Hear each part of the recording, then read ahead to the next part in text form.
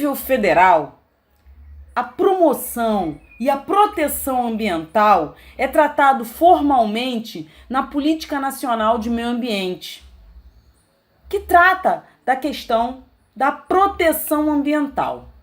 A Lei 6938 de 81, ela dispõe sobre a Política Nacional do Meio Ambiente, que tem como objetivo a preservação, melhoria e recuperação da qualidade ambiental propícia à vida, visando assegurar no país condições do desenvolvimento econômico aos interesses da segurança nacional e a proteção da dignidade humana. Vamos entender um pouquinho os princípios desse diploma legal? Primeiro, ação governamental na manutenção do equilíbrio ecológico, considerando o meio ambiente como um patrimônio público a ser necessariamente assegurado e protegido, tendo em vista a coletividade, nós. Outro princípio importante é a racionalização do uso do solo, do subsolo, da água e do ar. Então repare que ninguém pediu para não usar, mas para ter o uso racional desses recursos. Outro princípio é o planejamento e fiscalização do uso dos recursos ambientais. Você quer utilizar? Então vamos planejar, vamos fiscalizar como é que está acontecendo esse uso. Está sendo de maneira correta? O que fazer para corrigir isso? Outro princípio importante é com relação à proteção dos ecossistemas com a preservação de áreas representativas. Nesse caso, a lei está se referindo às unidades de conservação que temos e que podemos aumentar. Você só consegue proteger, só consegue recuperar se você, de alguma maneira, criar unidades de conservação. Sejam elas de nível federal, estadual ou municipal. Outro princípio importante é com relação ao controle e zoneamento das atividades potencial ou efetivamente poluidoras. Estamos nos referindo ao processo de licenciamento ambiental. Também é importante o incentivo ao estudo e a pesquisa de tecnologias orientadas para o uso racional e a proteção dos recursos ambientais. É importante tecnologia, estudar para o sentido de melhor proteger e usar de maneira cada vez mais racional os recursos que nós temos. Outro princípio importante é o acompanhamento do estado da qualidade ambiental. Olha só, você está utilizando o recurso ar, o recurso água, por exemplo? Então vamos medir a qualidade dessa água. Tem muito oxigênio dissolvido? Tem muito coliformes fecais? Como é que está a qualidade desse ar? É importante acompanhar o estado da qualidade ambiental. Outro item importante é com relação à recuperação de áreas degradadas. Veja bem, você não foi lá explorar? Não utilizou o recurso? Pois bem, agora, depois você precisa recuperar a área degradada. Replantio, novo solo, fazer o monitoramento para saber se está tudo dando certo. Outro princípio importante é com relação à proteção de áreas ameaçadas de degradação. Não adianta apenas você proteger aquilo que já está bonito, que já está arrumado. Fundamental cuidar daquelas que estão ameaçadas de degradação. Por fim, mas não menos importante, um dos princípios da Política Nacional de Meio Ambiente é com relação à educação ambiental, que deve ser oferecida a todos os níveis de ensino, inclusive a educação da comunidade, objetivando capacitar essa população para a participação ativa na defesa de meio ambiente. O que significa isso? Você já imaginou Como seria efetivo se as pessoas entendessem que aquele lixo que ela está jogando no corpo d'água, no rio, na lagoa, pode contribuir para a enchente, pode contribuir para o retorno negativo da poluição, da degradação ambiental? Então, educação ambiental é fundamental. Em 1988, a Constituição Federal foi, enfim, apresentada aos brasileiros e possuía um capítulo até então bastante pertinente às causas ambientais. A atual Carta Magna teve o mérito de conferir status constitucional à proteção do meio ambiente. A normativa legal revela alguns eixos centrais relacionados à nossa visão sobre o tema: o meio ambiente como direito fundamental, a conservação da diversidade biológica e dos processos ecológicos, a criação de espaços territoriais especialmente protegidos, a necessidade de estudo prévio de impacto ambiental antes da realização de atividades potencialmente causadoras de significativa degradação ambiental e a educação ambiental. Bom, a Carta Magna de 1988 é considerada o divisor das águas das políticas ambientais em território brasileiro. Antes, o meio ambiente era visto como um bem a ser explorado e, a partir de 88, ele começou a ser visto como um bem a ser protegido. A Constituição ela dedica um capítulo inteiro ao meio ambiente, representado pelo capítulo 55, que tem um único artigo, que é o artigo 225. O artigo 225, ela estabelece claramente: todos têm direito a um meio ambiente ecologicamente equilibrado, bem de uso comum do povo e essencial à sadia qualidade de vida, impondo-se ao poder público e à coletividade o dever de defendê-lo e preservá-lo para as presentes e futuras gerações. Vamos entender um pouco mais sobre isso? Constate que logo no início o Estado brasileiro quer deixar claro que todos têm direito ao meio ambiente ecologicamente equilibrado. Está lá. Isso significa dizer que não é qualquer meio ambiente que é bom para a população, mas sim aquele que é ecologicamente equilibrado, ou seja, com qualidade. É fundamental destacar que esse bem, o meio ambiente ecologicamente equilibrado, é para todos, tanto essa geração quanto futura. Devemos preservá-lo, associando ao conceito de desenvolvimento associado sustentável que a gente já conhece. Bom, ao ser taxado de essencial a sadia qualidade de vida, o meio ambiente tornou-se indissociável de uma vida saudável, vinculando o ambiente equilibrado a uma condição imprescindível de acesso à saúde. Vamos continuar? Para assegurar a efetividade desse direito, incumbe ao poder público. Bom, no primeiro inciso, já há a obrigatoriedade de restaurar processos ecológicos desfeitos e a Constituição Federal é taxativa e transferiu este ônus ao poder público. O poder público, portanto, deverá preservar e restaurar os processos ecológicos essenciais e prover o manejo ecológico das espécies e ecossistemas. Gente, repara que os conceitos de preservar e restaurar têm conteúdos distintos. Preservar é manter aquilo que já está bom, enquanto que restaurar é colocar em situação semelhante de antes da degradação. Então, restaurar não é só reflorestar um espaço desmatado, mas reflorestar com espécies nativas daquela localidade. Verifique também que o inciso deixa claro que cabe ao poder público prover o manejo ecológico das espécies e ecossistemas, ou seja, precisam se desenvolver práticas de conservação ambiental. A gente busca essa regulamentação onde? No SNUC, no Sistema Nacional de Conservação da Natureza. Bom, também incumbe ao poder público preservar a diversidade e a integridade do patrimônio genético e fiscalizar as entidades dedicadas à pesquisa e manipulação de material genético. Gente, observe que nesse caso, os legisladores estavam interessados em controlar e fiscalizar a manipulação de organismos geneticamente modificados.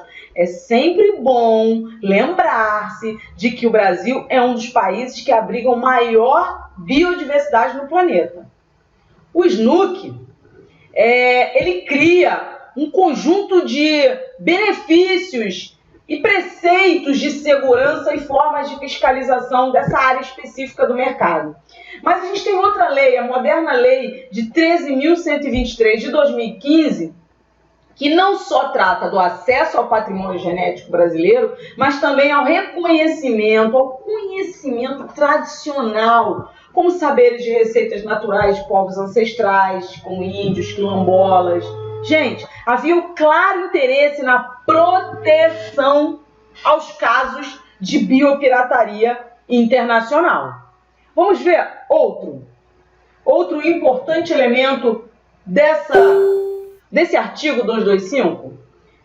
Bom, repetindo aos auspícios da Política Nacional de Meio Ambiente, quiseram os legisladores incumbir ao poder público a obrigatoriedade de definir em todas as unidades da federação espaços territoriais e seus componentes a serem especialmente protegidos. Nós já conhecemos isso. A gente buscar pedaços do território aonde a gente deva proteger ou restaurar e cuidar. Correto? E, obviamente, a exclusão ou alteração de determinado espaço resguardado só pode ser realizada através de lei, impedindo que o comprometimento da integridade, das particularidades que determinam a sua proteção. Então, quem vai regulamentar isso? O SNUC, Sistema Nacional. Observem aí, se é um exemplo de reserva, de unidade de conservação, a REBIO, a Reserva Biológica, é uma unidade de conservação de uso restrito. Qual é o objetivo? Preservação integral dos recursos naturais existentes em seus limites, sem interferência humana direta ou modificações ambientais. Portanto, é proibida a visitação pública, exceto aquela com objetivo educacional ou com objetivo de pesquisa. Mas não pode retirar nada.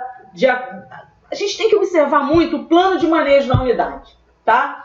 Eu trouxe para vocês aí o exemplo da REBIO de Tinguá, que fica na Baixada Fluminense. Bom, incumbe também ao poder público exigir na forma de lei, para a instalação de obra ou atividade potencialmente causadora de significativa degradação do meio ambiente, estudo prévio a que se dará publicidade. É uma obrigatoriedade também copiada da Política Nacional de Meio Ambiente, que impõe a necessidade da avaliação de impacto ambiental. Gente, os estudos ambientais tornaram-se, a partir dessa Carta Magna, parte integrante e imprescindível do licenciamento ambiental, tanto para empreendimentos públicos quanto para os privados. É só ver o exemplo do processo de licenciamento da hidrelétrica de Belo Monte, originalmente de poder público.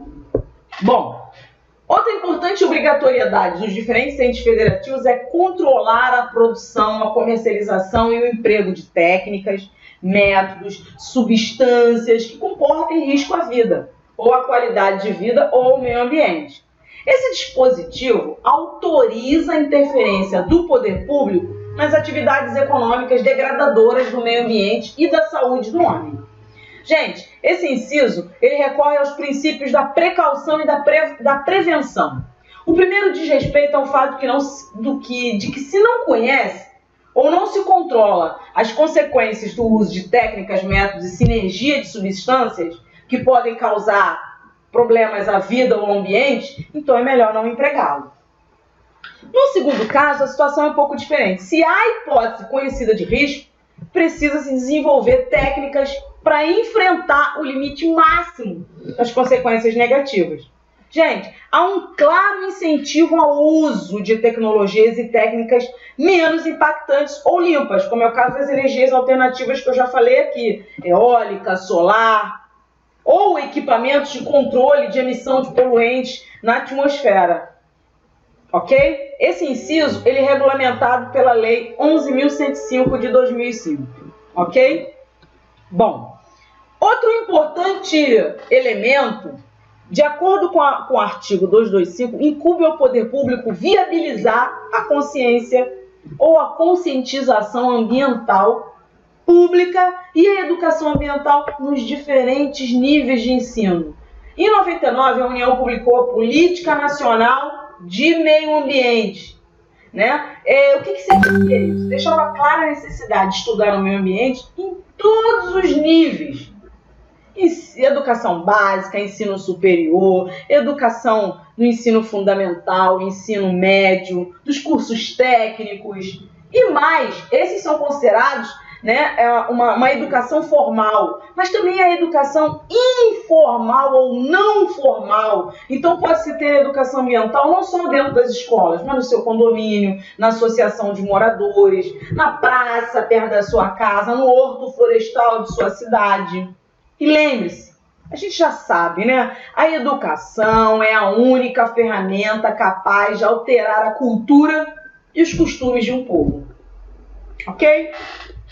Bom, outro elemento importante assim como já vinha amadurecendo as proposições ambientais, a Carta Magna também obriga o poder público a proteger fauna e flora e impedir que essas diferentes espécies possam sofrer extinção ou atos de crueldade, como práticas de caça, transporte de animais em caçambas, em locais sem ventilação adequada, muitos deles morrendo ao longo do transporte. Embora o Brasil seja reconhecido pela sua abundante diversidade, o Ministério do Meio Ambiente trabalha com uma extensa lista de animais em extinção, como é o caso da baleia franca, do mico-leão dourado. Olha só, ainda nos anos 60, né, na Lei de Proteção da Fauna, já havia uma regulamentação de proteção dos animais.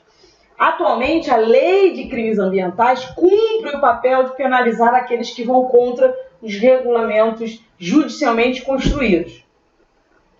O número inigualável de espécies de planta, peixe, anfíbio, pássaro, primata, inseto, obviamente que faz com que o nosso país seja alvo de pirataria, biopirataria, que é o termo usado para caracterizar o desvio ilegal das riquezas naturais, da flora, da fauna. Olha só, e também do conhecimento das populações tradicionais. Então, se algum estrangeiro chega em território brasileiro e ao conversar com os índios descobre que uma determinada planta é bom para acabar com dor de cabeça, dor no joelho, e vai lá e pega esse conhecimento e desenvolve um produto farmacêutico, isso também é biopirataria, tá bom? Bom, o artigo 225 ele também é muito claro com relação à exploração dos recursos minerais.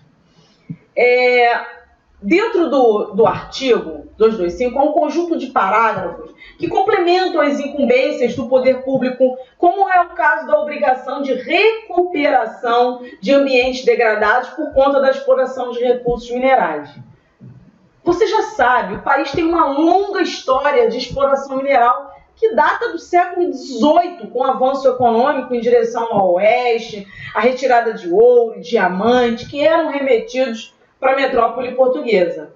Mais recentemente, é ainda crescente o usufruto de minérios de ferro em extensas jazidas minerais, como aquelas que tem na Serra dos Carajás, no quadrilátero ferrífero, em Minas Gerais, no maciço Jurucum, que é no Mato Grosso do Sul. Gente, é fundamental o respeito às normas ambientais de ativação, produção, descomissionamento das minas, com contínuo monitoramento de seus impactos ambientais em cada uma das etapas produtivas. Para regulamentar esse parágrafo, existe um conjunto de leis, o Código Mineral, que data de 1967, a Resolução CONAMA 237 de 1997, que regulamenta o licenciamento ambiental, a Resolução CONAMA número 9, que é de dezembro de 90, com normas específicas para o licenciamento ambiental de extração mineral. Aquele mineral que é metálico, ouro, esses elementos, chumbo não, mas minério de ferro, alumínio, esses conjuntos de elementos, minerais, eles estão reunidos na Resolução CONAMA número 6 de dezembro de 90, que dispõe sobre as normas específicas para o licenciamento ambiental da extração de mineral do tipo 2, que é esse que eu estou explicando para vocês. Bom, o princípio da independência da responsabilidade do crime ambiental, ele é organizado no 3º artigo. As condutas e atividades consideradas lesivas ao meio ambiente sujeitarão os infratores, seja eles pessoas físicas ou jurídicas, às sanções penais e administrativas, independente da obrigação de reparar os danos ambientais. Nesse caso, a gente está falando de responsabilidade ambiental diferente. Uma coisa é você recuperar o dano, outra coisa é você ser multado, outra coisa é você ser preso. É o que a gente está falando de tríplice responsabilidade. Então, o que seria a responsabilidade administrativa? Ao criminoso ambiental, o poder público deverá aplicar as penalidades administrativas, como suspensão ou cancelamento de registro de atividade, de licença, de autorização, imputar cancelamento de financiamento público, impor restrição ao crédito. Gente, a responsabilidade administrativa ele decorre absolutamente da inobservância das normas administrativas. E por isso acarreta sanções, tá? Como é o caso de multa e advertência. Vamos ver o que diz a Lei de Crimes Ambientais? A Lei de Crimes Ambientais é muito clara. Ela fala das penas aplicadas cumulativamente ou alternativamente às pessoas jurídicas. Então, primeiro você tem a multa, depois você pode ter restrição de direito, prestação de serviço. Se a gente pensar em penas restritivas, a gente vai pensar na suspensão de crédito, interdição de benefício, proibição de recebimento de subsídio. Tá claro? E se a gente pensar em serviços para a comunidade, o que o cara tem que fazer? Bom, prestação de serviço à comunidade pode ser execução de obras de recuperação ambiental em área degradada, custeio de programas ambientais, contribuições com mão de obra. Existem formas de você fazer o responsável pelo crime ambiental pagar sem ser na forma de uma penalidade como atrás das grades, correto? E tem mais. A suspensão de atividades será aplicada quando estas não estiverem obedecendo às disposições legais ou regulamentares. Então, o poder público pode incitar essa suspensão de atividade. A interdição será aplicada quando o estabelecimento, obra ou atividade estiver funcionando sem a devida autorização ou em desacordo com a concedida, ou com violação de disposição legal ou regulamentar. E mais, hein? A proibição de contratar com o poder público e dele obter subsídios, subvenções ou doações não poderá exceder o prazo de 10 anos. E no caso da responsabilidade civil?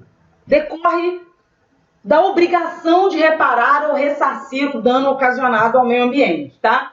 Ao criminoso ambiental, o poder público deverá aplicar punição, mesmo se a pessoa física ou jurídica não tiver culpa, mas os danos precisam ser recuperados e os prejudicados indenizados. Então, em 2015, a mineradora Samarco permitiu o lançamento de grande quantidade de lama nos rios locais que desembocaram diretamente no Rio Doce, que por sua vez deságua no Oceano Atlântico.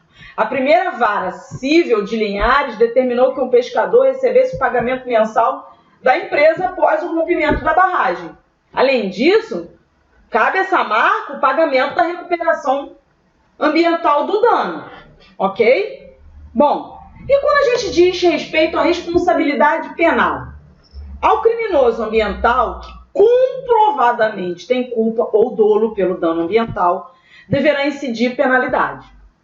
Em 2016, o deputado Washington Reis foi condenado a 7 anos de prisão pela compra de terrenos para a construção de um loteamento no entorno da Reserva Biológica do Tinguá, uma unidade de conservação de uso restrito na Baixada Fluminense. Mas o que diz a Lei de Crimes Ambientais? Vamos ver um exemplo? No caso de crimes contra a fauna, pode haver detenção de 6 meses a 5 anos. A pena é aumentada em triplo se o crime decorrer do exercício da caça profissional. No caso de poluição, por exemplo, é possível a reclusão de 1 a 4 anos e multa.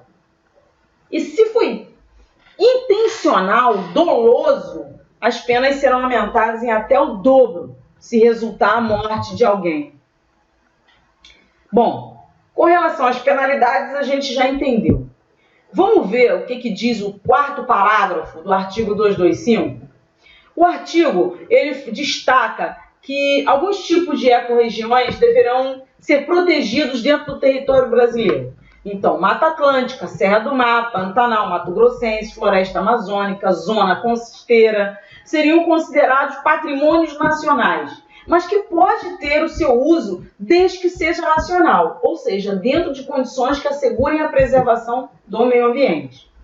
Gente, destaca-se que nos anos 60, 70, 80, biomas como Mata Atlântica, Campos Gerais, Caatinga já tinham sofrido forte degradação ambiental com o avanço das práticas produtivas, desmatamento, expansão de cidades costeiras. A Mata Atlântica e o Pantanal eram alvos de apelos internacionais para sua preservação. O Cerrado estava em amplo desmatamento e servia de área de expansão para a soja e o agronegócio gerava grandes divisas ao país. Observa a listagem? Talvez seja por isso que não foi inserido no grande projeto de preservação do patrimônio nacional da Carta Magna.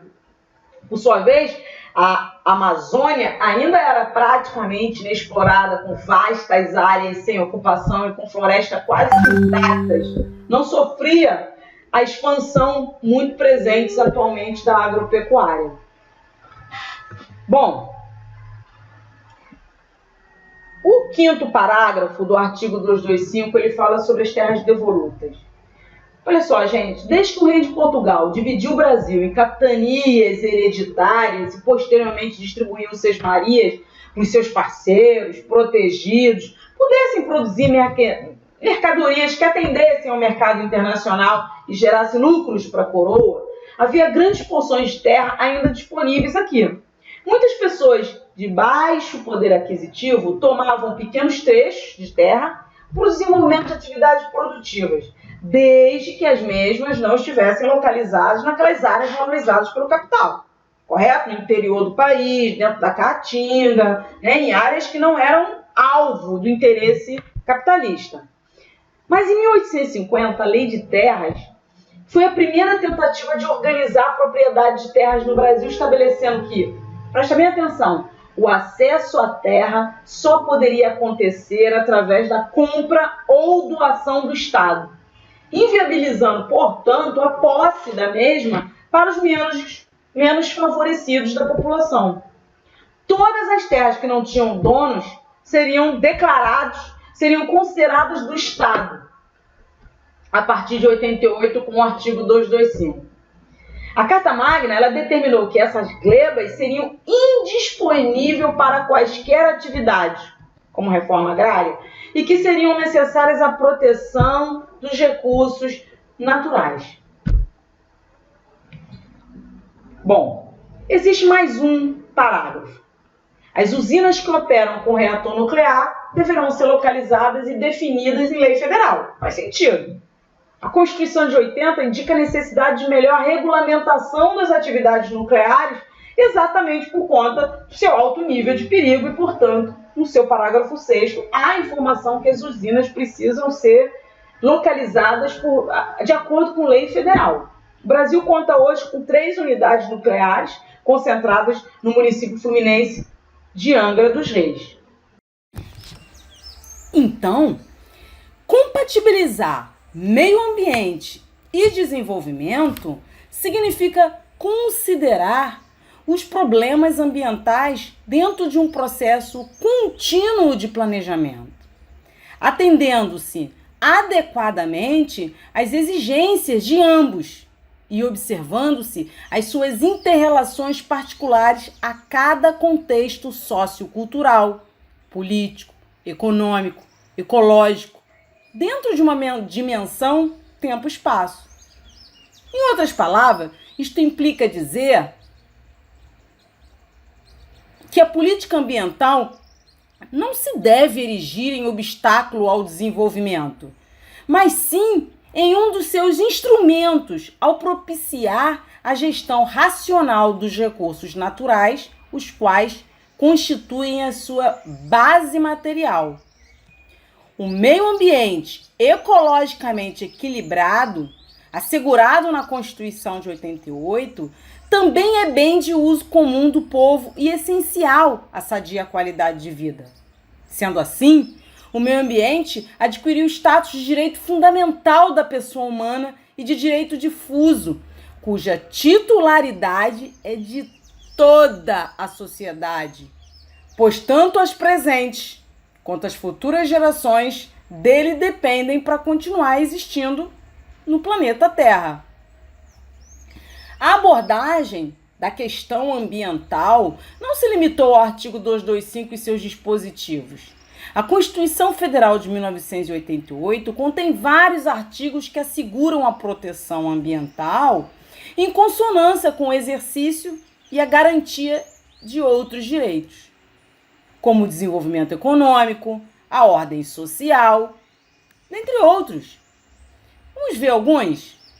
O artigo 5º diz o seguinte: todos são iguais perante a lei, sem distinção de qualquer natureza, garantindo-se aos brasileiros e aos estrangeiros residentes no país a inviolabilidade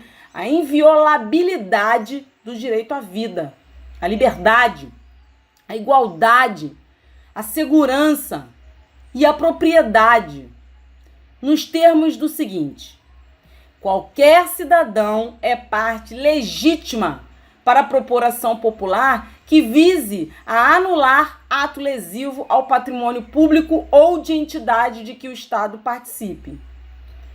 Também a moralidade administrativa ao meio ambiente e ao patrimônio histórico e cultural, ficando o autor, salvo comprovada má-fé, isento de custas judiciais e do ônus da sucumbência. O artigo 170 diz o seguinte: a ordem econômica, fundada na valorização do trabalho humano e na livre iniciativa, tem por fim assegurar a todos existência digna, conforme os ditames da justiça social, observados um conjunto de princípios, tá? Dentre eles, a defesa do meio ambiente.